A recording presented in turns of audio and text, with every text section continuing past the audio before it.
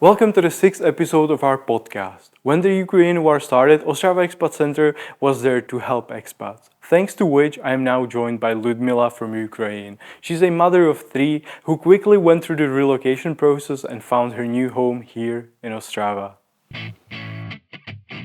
This is Expat Episodes, where new stories begin. I'm Martin, your host, and I'll be guiding you through the stories of expats in the Czech Republic.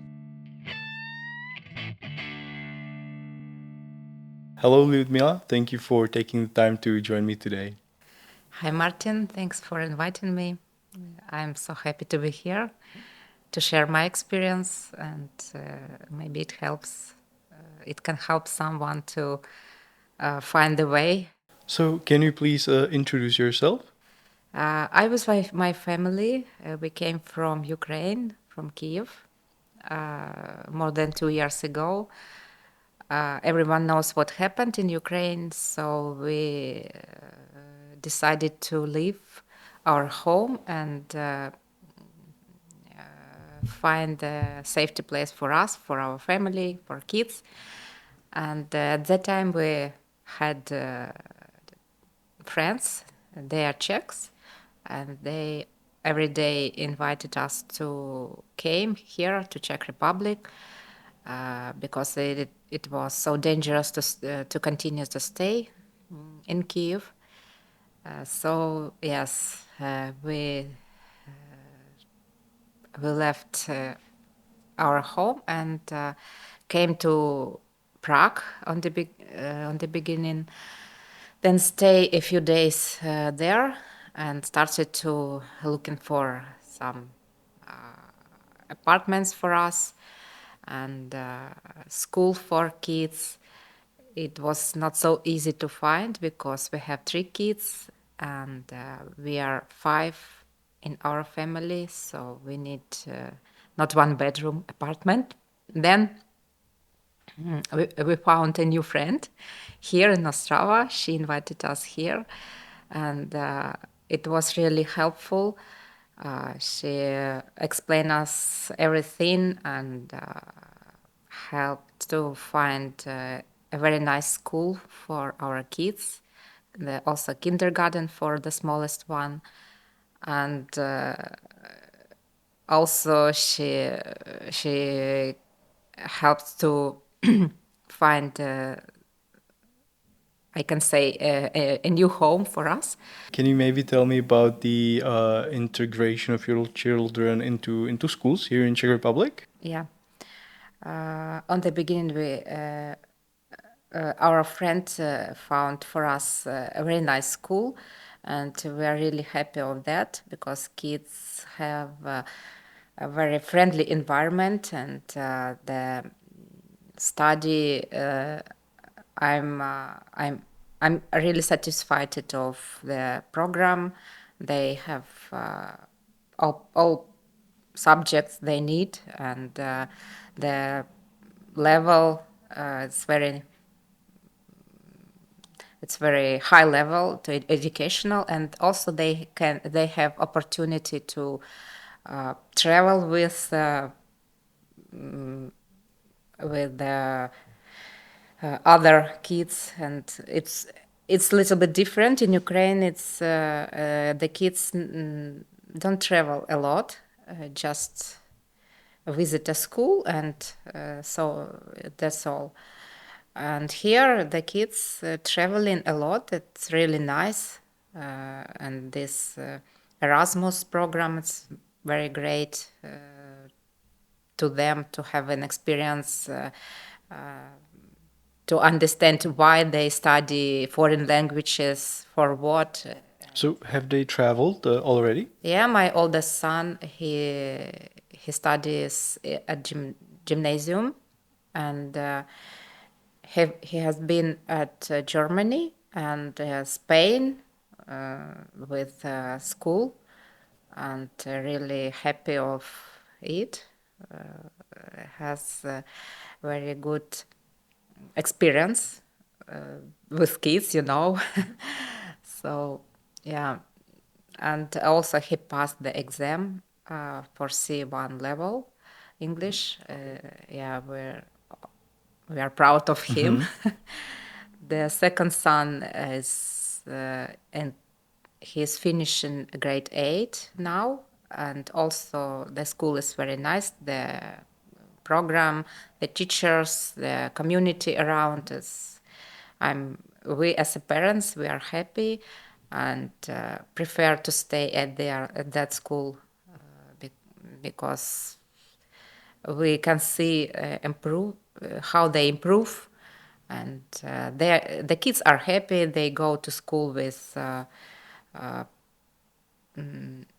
they want to be there, and the kindergarten is also not it's like part of that school, and the smallest one is going to visit first grade this year, and we are excited to how it how it will be in the first grade. So we have experience in all levels study for kids, and I can say I can compare with other schools, and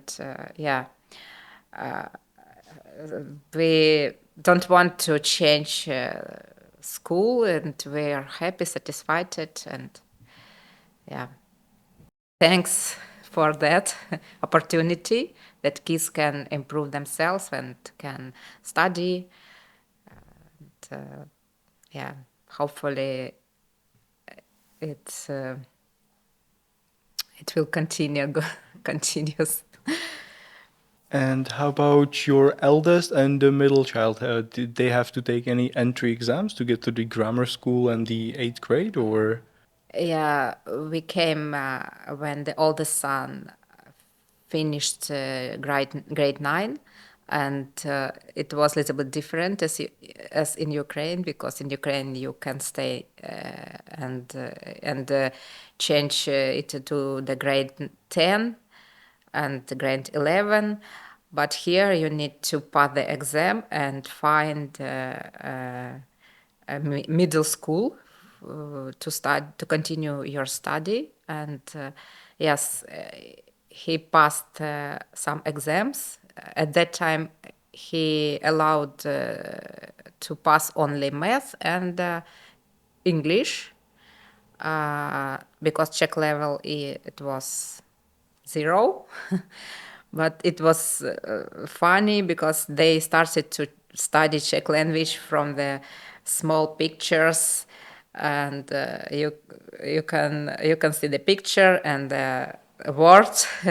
So yeah, we started from this all. And kids very quickly now they speak fluently.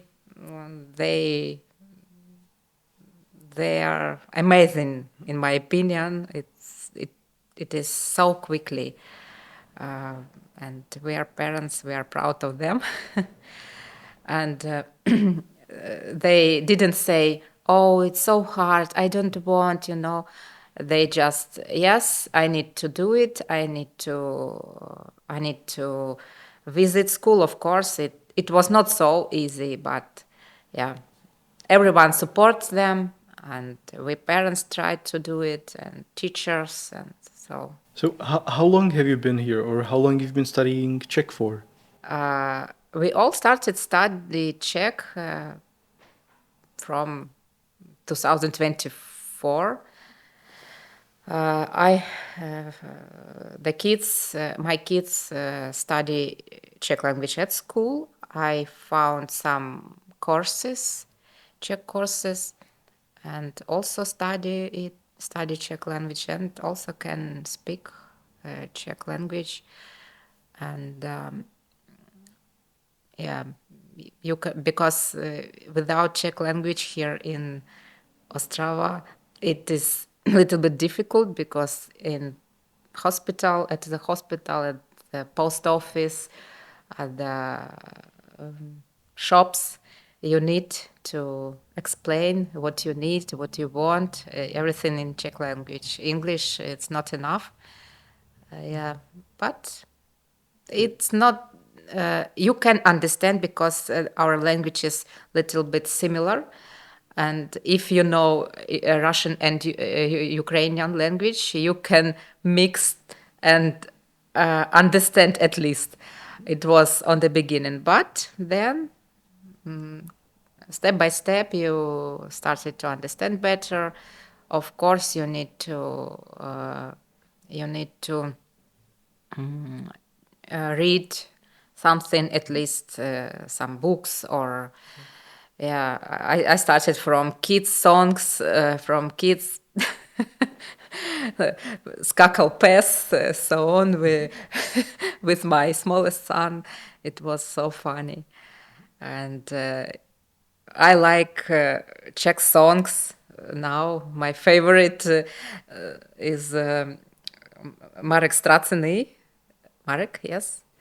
I think so, yeah. Yeah, Marek Straceny, and his. I like his uh, songs. Yeah. It's good that you really take this proactive approach to Czech language, right? That it unlocks opportunities for you to communicate at hospitals, shops, and stuff. But I think it's also important from experience to find a job, right? So was it hard for you to find a job with your limited Czech knowledge? On the beginning, I started looking for a job not uh, at the first days because I need to understand everything how it works. I needed to take care of kids, and my husband gave me this opportunity. He could work from home, and we had money from his job, and I could the opportunity to study a little bit Czech language and everything, reality here, to manage with everything, and around 1 year I just study and started to step by step started to understand how everything works. And after I started to looking for a job, and I realized I need to speak Czech language on the beginning, and I can't to find a suitable position for me because I don't. I need flexible working hours because of the kids. My husband not always at home, so I need to manage with them with everything. Yeah, and I I had a few interviews, but it was not successful for me. And then I I have created a LinkedIn account. I have implemented all information about me, about my experience, my study, everything. Yeah, and it helped me to find the positions they are suitable, more suitable for me. You mentioned a study on your LinkedIn profile. Did you have to nostrify your diploma? Yes, the Czech Republic supported us with the uh, nostrification of our educational. Of course, you need to find the university. You need to prepare all documents. You need to translate it. You need to pack everything. You need to go. You need to ask. You need to do something. You need to act. And yes, it was not so hard, but yeah, you need to spend some time for it, and even I have translated my educational documents for free at the magistrat government. So yeah, and we are allowed not to do it for free that time. So yes, it was opportunity. Why not? Yeah. After 2 months, I've got the paper. They with with all information about my study. Yeah, my educational. I have master's degree in Ukraine, and yeah, now I have the document. It said yes, in Czech Republic they are Accepting it? yeah Or? accepted this my educational and yeah, it really helped me because when you are looking for a job not only at the shop or a supermarket, you need to show your educational finished, yeah, your experience, and yeah, and in LinkedIn, it's very nice platform. I can say you can put everything, and you can create your CV, and you can create motivation letter. Everything you can implement there. You can leave it, and HR can check. Yeah, it it happened in this way. So I found the invitation to have my interview, yeah, and it was successful. And yeah, I found a suitable position for me at the international company. Um, it's and from that time I can work here from home. Sometimes I have home office also, and I have working place in the office. Yeah, and I can use my experience a little bit, my skills, and also I'm continue to improve myself because everything change every day. I don't know how to say. I work with digitals, and I'm happy of this. And yeah, in Ukraine, I was working accountant and as an auditor, controller at the financial department of Ukraine. Yeah, a little bit different than I work now, but at least it's a little bit similar that I did before. Yeah. So it is not impossible for, I guess, expats who live in Australia to find an international to find a job in an international team for a international or bigger company, right? Yeah, you have this experience, this opportunity. Just there are many companies uh, with international community. You can find suitable position, even from Australia, even from home, even. And a few of them I know already.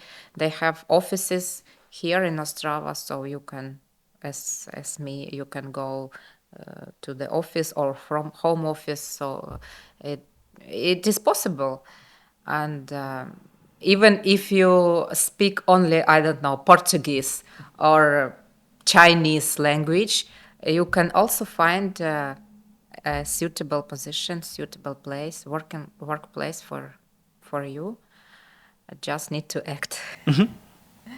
Yeah, it's important to be proactive, as you said, to nostrify your diploma, to set up LinkedIn account, and Yeah. yeah, I guess adapt to the Czech labor market, right? Yes. Don't forget about the Prace.cz web. Also, you need to check it. Sometimes there are positions also very nice.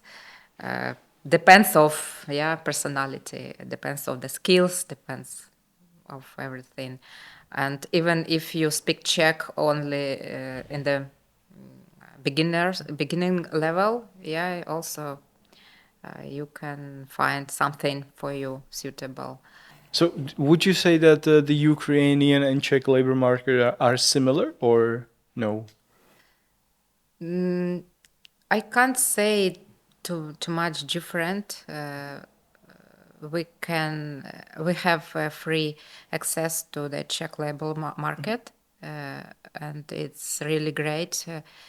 And I can't see too much difference. So So you said you have free access to the Czech labor market. I guess that is tied to your temporary protection visa. So can you maybe tell me more about your visa or your purpose of stay? yeah, we have this temporary protection visa from 2022. We we have we had a prolongation twice, and hopefully we will have the opportunity to get any other permission to stay here because my kids study at school, I work here, and we rent apartment, and w- we would like to continue stay here because of kids.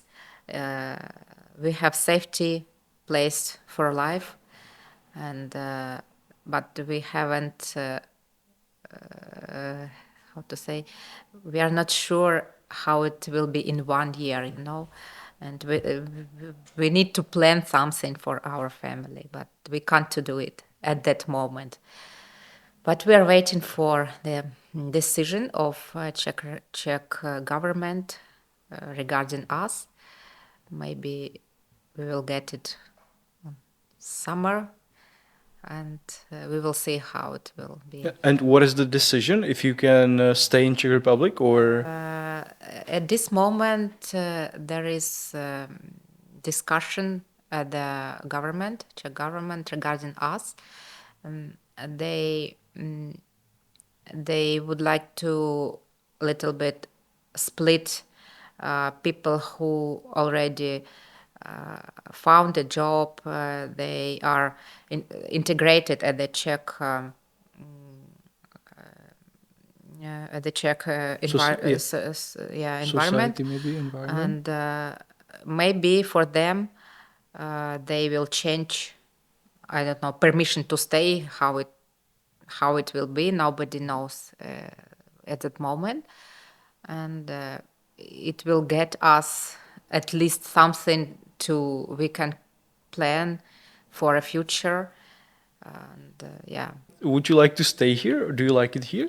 Yeah, we like Czech Republic, of course. We are happy here, but everyone asks me, "Would you like to stay or come back to Ukraine?" And I can't to reply to this question because it depends of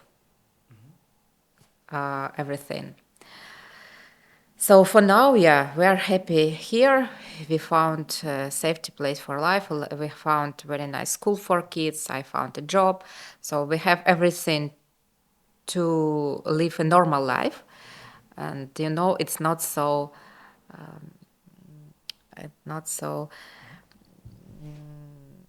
small things, I can say, at that moment. And yeah, we prefer to stay here. We already love Ostrava, and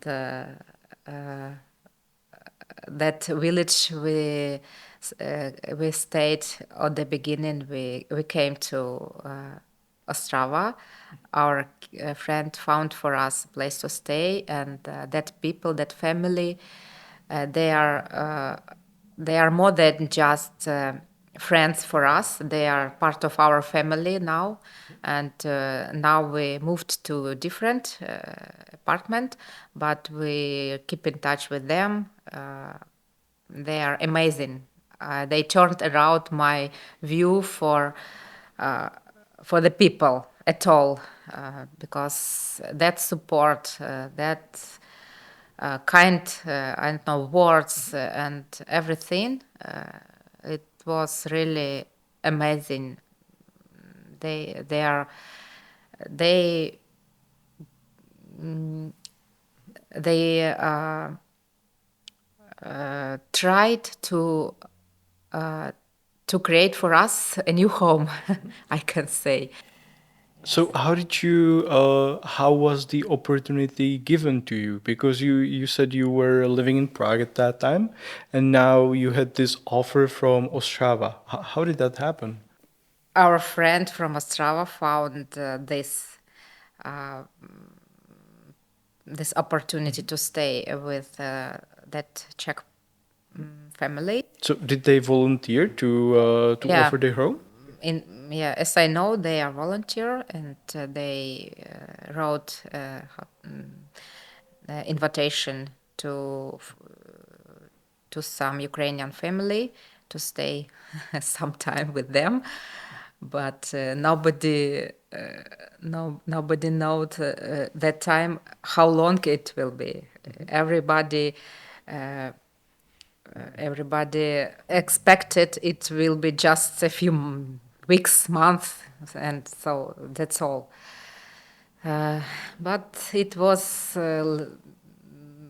sometimes funny experience because we have a few funny stories. On the beginning, we didn't speak Czech. We didn't even understand the word meanings. Sometimes, and now uh, when we speak with them, we sometimes remember that time and we are laughing of it. Uh, I can remember the situation. We are staying at our place, and our friend came to our place and said, I brought to you fresh bread. Please take it. Uh, uh, Fresh word in Czech, it's čerstvý. In our language, čerstvý means old one. And we with my husband just okay, thank you. Maybe they don't want to to throw it. And but it's not old one. It's a fresh one. Why he said it's old one? So it was so funny. But yeah, now it's a story. It's our memories, and yeah. Sometimes, and for kids, it was also that experience. Yeah. So I can say thank you once again to that family and for all our friends for supports us with our new life here in Czech Republic. Yeah, we found not only a safety place for life, we found a new home, I can say. Okay, Ludmila. So unfortunately, we are nearing the end of our episode. So I will ask you 5 quick questions for our quick pick rubric.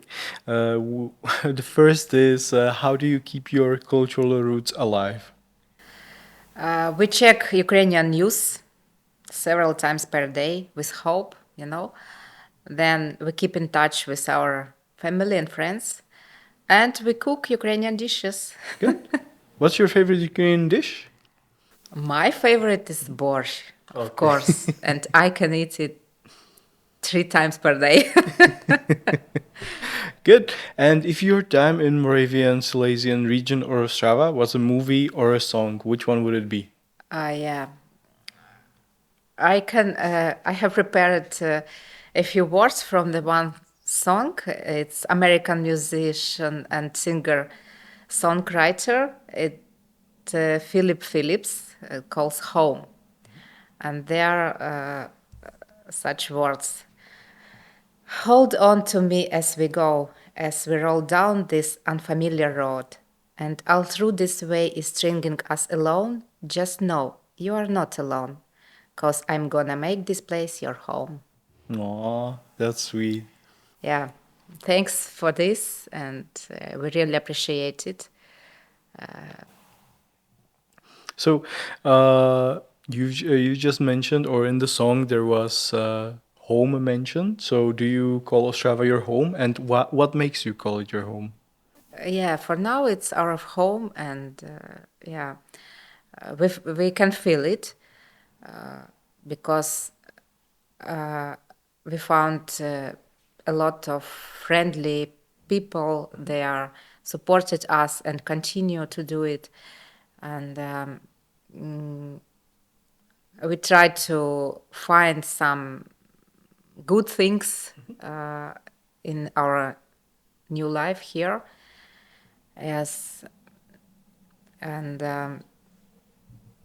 yeah, we're happy here. It's really nice to hear, because you are our sixth expat on this podcast, and in the third question, what makes people want to call Shava their home? They all said it's the people, Yeah, So yeah, definitely. it's really People nice to hear. make the city, not famous places, not buildings, only people. Only people. Yeah. And do you have any special hidden gem in Ostrava? My kids like that this place because Hope Jump, because of the technical museum. It's really nice place to visit in. But for me, that place that we lived for 2 years, and that place, that village, and What is the village called? Sorry. yeah, village called Velka Polom, and there are very nice views and lakes even, and we spend there too much time and with thoughts, with hopes, and for now, it's that place for me, a power place, that village. So whenever it is possible to visit Ukraine, do you have any tips for a trip? What should people see or do? Of course, you must to visit Kiev. Yeah, it's very nice and very historical place. Of course, you need to visit Karpaty, mountains. Sorry, and Try some borscht. yeah, try some borscht, of course, and vareniki, and yeah. You can meet also very friendly people. They every time they're happy to show foreigners our Ukrainian famous places and so on. So please, I invited you to Ukraine after the war finished, and hopefully we can we can meet there also. Definitely. And on that note, I would like to thank you for joining me today. It was really nice hearing your story, and thank you for sharing it. Yeah, thank you. It was pleasure for me too. And I will see you guys in the next episode. So I will see you. Bye. This podcast is proudly brought to you by Ostrava Expat Center with the media partnership from magazine Patriot.